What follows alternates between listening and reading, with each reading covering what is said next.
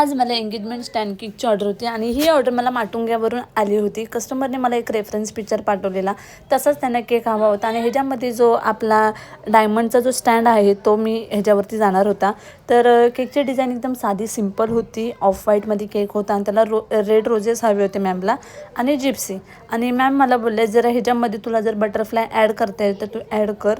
आणि ही डिझाईन आहे ना, ते मी जरा नवीन ट्राय करायला गेली, पण ती मला काही इतकी खास नाही वाटली. त्यामुळे जी नाईफ असते त्याच्याने मी डिझाईन केली, तर ही डिझाईन खूप छान वाटत होती त्याच्यावरती.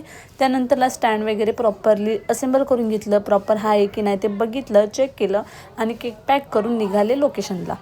तर तिकडे पोचल्यानंतरला माझ्याकडे खूप सारा टाईम होता, म्हणजे रोजेस आणि जिप्सी सगळ्या गोष्टी ज्या होत्या त्या मी तिकडे प्रॉपरली असेंबल करून घेतल्या. आणि साधा सिंपल केक होता, पण केकचा लूक खरंच खूप भारी होता. त्यानंतरला मी केक रेडी केल्यावरती स्टेजवरती जाऊन प्रॉपरली जे स्टँड आणि केक होते ते असेंबल केले. आणि मॅमला त्याच्यावरती बटरफ्लाय असं पाहिजे होते गोल्डनवाले, तेही मी काही ठिकाणी लावलेले. आणि एंगेजमेंट केक कसं असतं, जेवढा आपण साधा सिंपल ठेवू तेवढाच तो सुंदर दिसतो.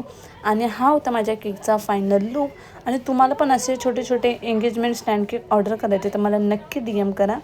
And thank you for watching. Bye.